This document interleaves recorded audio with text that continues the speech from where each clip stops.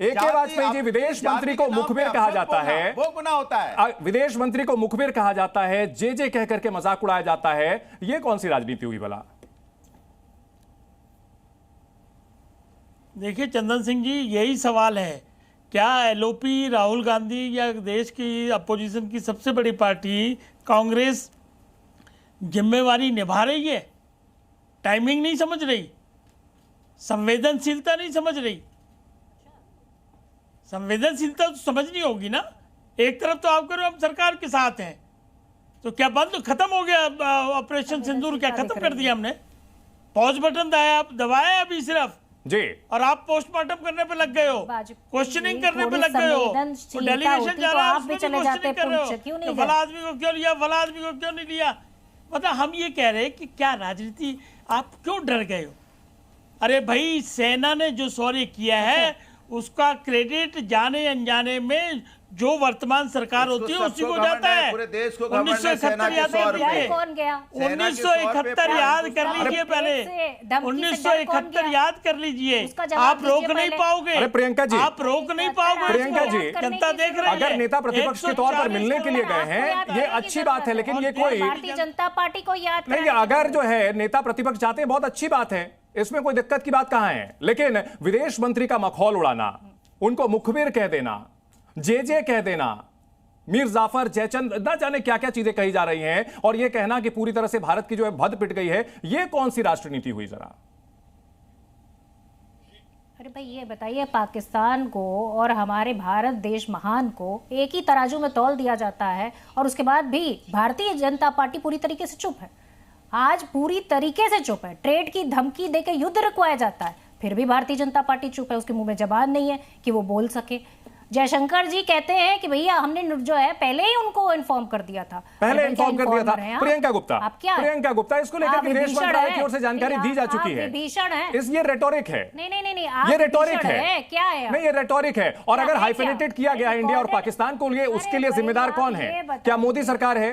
क्या उससे पहले की सरकारें नहीं है?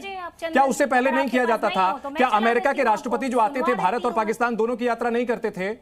क्या आपके जमाने में जो इंदिरा गांधी जी थी या फिर राजीव गांधी जी थे, क्या दोनों की यात्रा करते थे कि नहीं करते थे? ये बताइए मुझे। भारत 2014 से नहीं बना है, भारत 1947 से अलग हुआ था और उससे सैकड़ों साल पहले से है। क्या हाइफेनेटेड मोदी सरकार में हुआ या पहले भी था? पार्टी को बताइए ये बात। नहीं, आप मुझे ये बताइए ना कि हाइफेनेटेड अभी हुआ है या पहले से था?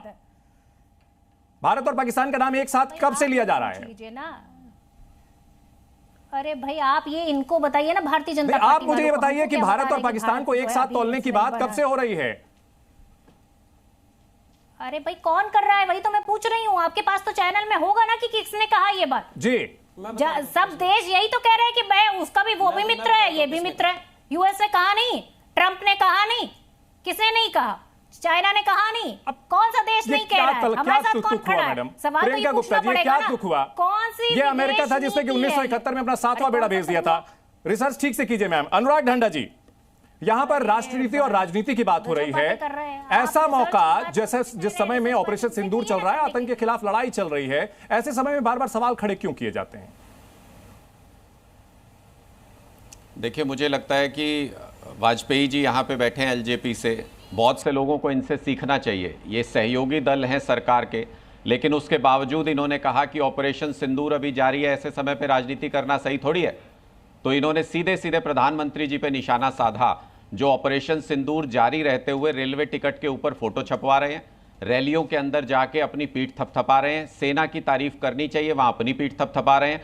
तो वाजपेयी जी, मैं इसके लिए तो आपकी दाद देता हूं कि आपने सहयोगी दल में होते हुए भी हिम्मत की और ये कहा कि ऑपरेशन सिंदूर जारी रहते हुए इस पे राजनीति करना सही नहीं है। भारतीय जनता पार्टी इस पे राजनीति कर रही है, ये बिल्कुल सही नहीं है। दूसरी तरफ आपने कहा राहुल गांधी ने जो सवाल पूछा, अरे वाजपेयी जी तारीफ ही की आपकी, अरे तारीफ ही की आपकी, सुन लीजिए ना वाजपेयी जी, सुनिए। अरे आपकी तारीफ की है, सुन लीजिए ना, तारीफ करो, अच्छी बात। आप मिसकोट क्यों कर रहे हो? मैंने कहा पॉज बटन दबा हुआ है। आप हमारे अरे आप हमारे बुजुर्ग हैं, आपकी तारीफ कर रहा हूं, सुनिए तो, पूरी बात तो सुन लीजिए। नहीं, आप AK वाजपेयी जी को बुजुर्ग कह करके कहा कि बुजुर्ग नहीं कह सकते, वो पूरी तरह से यंग है सर। मैं माफी चाहूंगा और माफी के साथ जो है आपको ये इसमें काटना चाहूंगा आपकी बात को। अपनी बात आप आगे बढ़ाएं सर, बुजुर्ग वाली बात को वापस लेते हैं। वो हमारे युवा बुजुर्ग हैं, वो हमारे युवा बुजुर्ग ठीक है, पॉइंट पर आ जाइए। सुनिए चंदन जी, आगे सुनिए।